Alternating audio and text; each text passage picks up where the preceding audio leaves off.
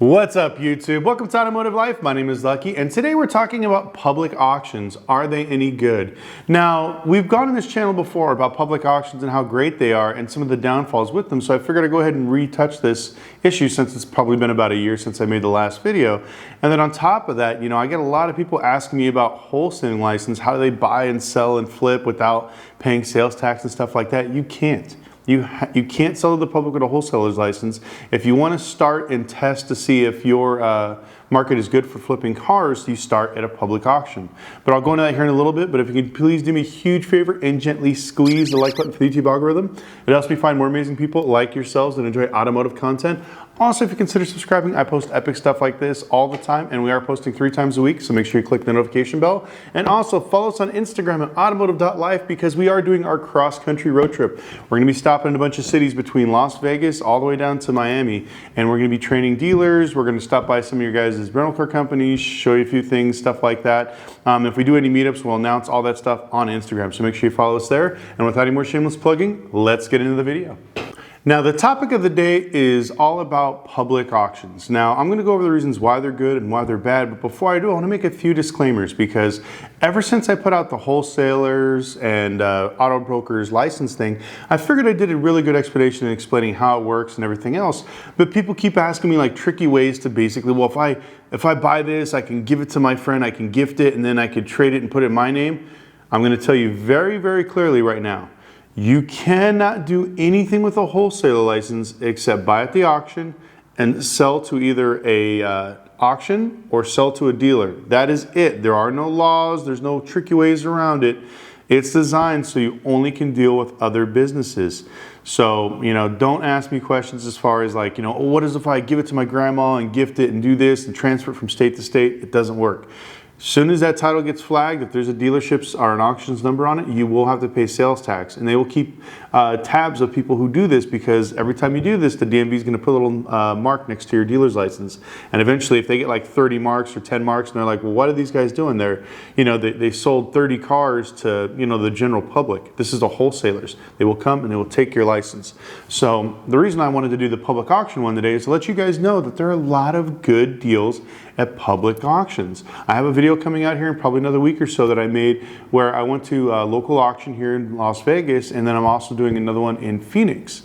Now, the reason why public auctions are good deals is because one, like I said, you could be a regular person and buy cars. You don't have to be actual, dealer, wholesaler, anything else like that. So some people are probably saying to themselves right now that, oh, well, public auctions are very expensive and you're dealing with regular people and they're dumb and they're overpaying. It is worse at dealer auctions right now because dealerships have large lines of credit and they will buy everything under the sun and overpay for it, and they don't care because they got these massive credit lines. Where when you deal with somebody in a public auction, you're only dealing with the individual, so not every individual has $400,000 or $500,000 lines of credit, where in the dealership world they do, and it's very hard to compete. So you will actually get more deals from there. When people keep telling me, which auction do you use? How do you buy these cars? Where are you getting the deals? I haven't bought I buy cars, but I haven't gotten a good deal for myself at at a dealer's auction in a long time. I look outside the box. So like, same thing, public auctions. You'll get a really good deal if the car is over $5,000. Because once you get over $5,000, the buyer's market completely changed because there's a lot of car flippers that only do, cheap cars. And that's something that I preach in my classes and on this channel is, get your feet wet with cheap cars. But once you become experienced, $5,000 cars and up, there's less buyers, less competition. I remember going to a few public auctions and there was a few, newer cars, $10,000 and up. I was the only bidder. I ended up winning pretty much all of them because I was the only person there that could afford them. Everybody else was, looking at the cars that were, a couple hundred to maybe $2,000, $3,000, and that was it. So don't discourage on public auctions. The great way to look at it is get in your newspaper, get on Google and just pretty much put public auctions in my area and go through them. And you're going to get what's on a mailing list. Every auction has a mailing list. You get on it, and once you actually get on the list, you go to every single auction just for fun. You need to do this just to acclimate yourself to the way it all works. Because it's very important because there are different types of auctions. What I mean by that is there is an actual live bidders auction where you go up and you're bidding, yeah, I'm bidding against this guy, blah, blah, blah. There are silent auctions or there are bid auctions. What that means is you basically get a piece of paper, and let's say that you want to buy a car. Oh, sorry, I was looking for my toy car, but it's gone somewhere. So I want to bid on this piece of nameplate right here. They're going to be okay. Put your bid in for this. You're going to have to get on a piece of paper. You're going to have to write, well, I think it's worth 20 bucks. So you put 20 bucks, you fold it up, and you put it in the box, and that's it. And then at the end of the day, they will open up the box and they will see what you bid for, and whoever had the highest money or amount wins. So there's some crazy auctions. So it's definitely good that you can actually get there and experience this stuff and learn a little bit about it. Now, like I said, there are good deals at public auctions. You just have to find them. Another one is charity auctions. A lot of these ones are kind of rare. They're hard to find, but they're definitely good. I would look into them. So like Catholic Charities is a good one. A lot of veterans companies, they donate cars. So you could find those ones as well. Some states require them to actually sell it at an actual dealer's auction. Some states require that they don't, or actually they have no requirements. You can just sell it to the general public. So look for those, make some phone calls. Everybody keeps looking for the answers. I basically point you guys in the right direction, and you guys need to do a little bit of research yourself. Everybody's like, well, I'm in North Dakota. Where do I go here? I already told you in these videos. This is what you do. This is how you do it. You got to do the work. You got to get on the phone and call. If it was easy, everybody be doing it. But that's why, like I said, the reason why a lot of times we do stuff and some of our students are successful is because we literally tell them, you're going to have to call. You're going to have to beat the streets. You're going to have to knock on doors. And this is something that you need to make sure that you're wanting to do. Now, another good thing in some states, if you like copart or IAA, in some states they are allowed to sell to the public. So, all these questions of, can I get a wholesaler's license and buy from Copart salvage cars and then put in my cousin grandma's name and then flip it over? You don't have to do it. Look at a few states, find out the ones that actually sell, if they sell in your area, to the public. Like here in Nevada, there are a few cars that they sell to the public. Now, some cars they are not allowed to sell to the public unless you're a licensed repair shop, body shop, mechanic shop, dealer shop, wholesaler. So, if you do get your auto repair license, it'll give you that much more benefit when it comes to actually buying some of these cars. But for the general public, you can go up to Copart and find a list for cars that are sold to the general public only. If you look in the search bar, they're right there. So when you get on Copart and IAA, just search through there and there are cars there. Now, I'm going to tell you flat out, those two places are not good for inexperienced buyers, because there's a lot of people that Mickey Mouse cars and send them to those auctions, because now you're dealing with pros.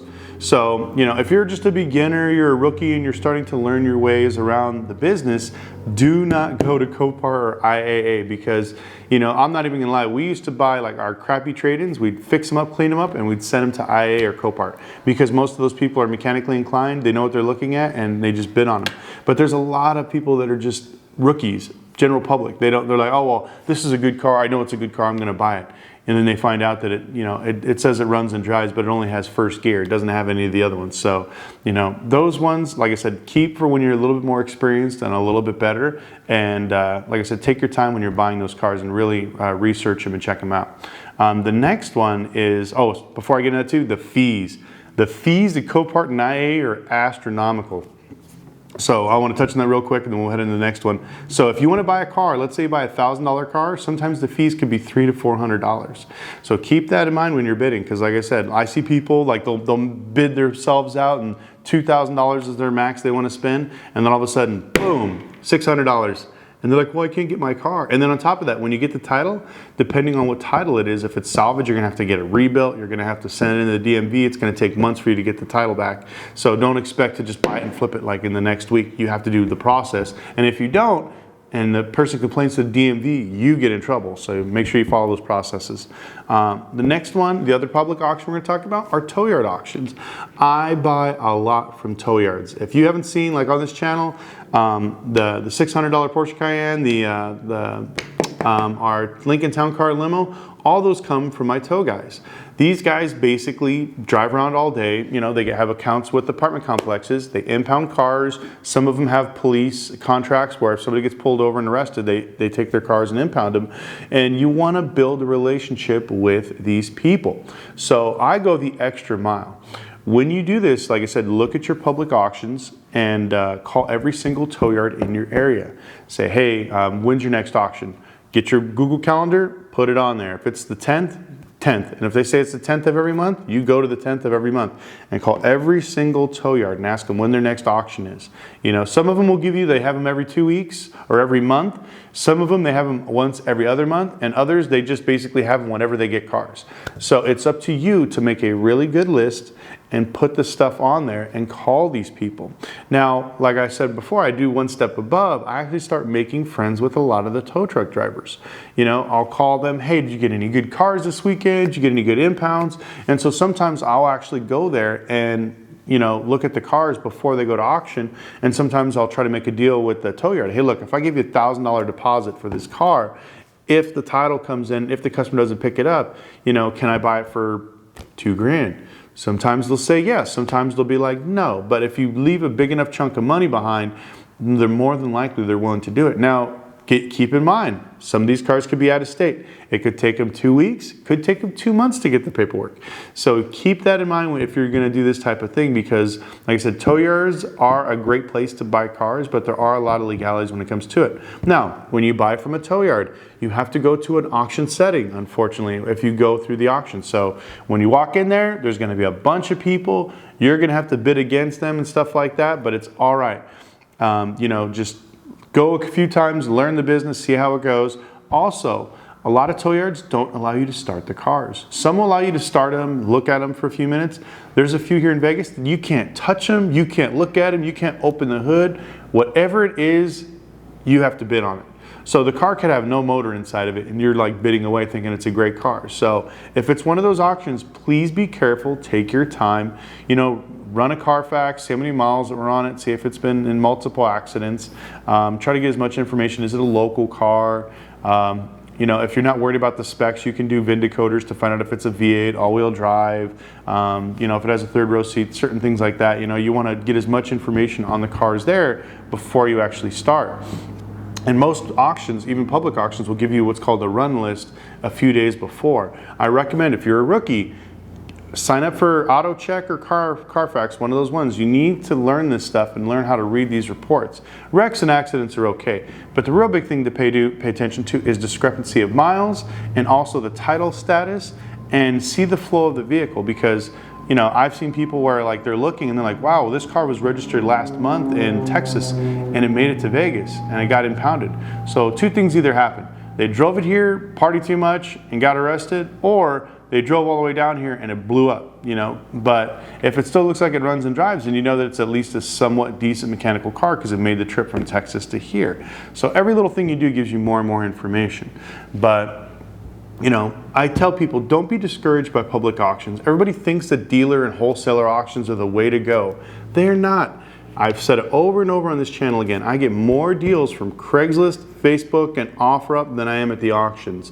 You know, I'm going to more and more public auctions, charity auctions, tow yard auctions, anything I can get my hands on. Another one, estate auctions. When they do estate auctions, sometimes they auction off cars as well. Nobody goes to these things. Usually I'm the only car person that goes. So also look into estate auctions. They are a little bit more expensive, and some of the companies require you to put a large deposit down. I had one company that wanted $5,000 or $8,000 in a deposit. Another one wanted $10,000, but they were doing it so this way they thought that I was gonna like bid on the house and bid on certain items. I'm like, no, I'm just here for the cars. So you can go to those particular auctions too. But start off there, you know, build your business, build your, your lessons, because everybody wants to jump in and be a dealer tomorrow. I'm telling you, if you learn this stuff with flipping cars, this is the best way to do it. You know, you start off small, and I'll tell you what, there's nothing like a learning lesson when you lose your own money. You'll learn so much faster. If you work at a dealership and you're like buying cars for the dealership and you're selling cars, you know, you'll think you're the man. But when your own money's on the line, I'll tell you what, nothing will make you learn faster and quicker. So I'm a big fan of public auctions. You're just getting started, that's the place for you. So once again, I'd like to thank you guys for watching. We're getting ready, like I said, to get our cross-country road trip. So make sure you follow us on Instagram at automotive.life. We're gonna be posting where we're gonna be stopping at along the way. Also, if you felt like you've learned anything, please gently squeeze the like button. It helps me with the YouTube algorithm find, like I said, more amazing people like yourselves.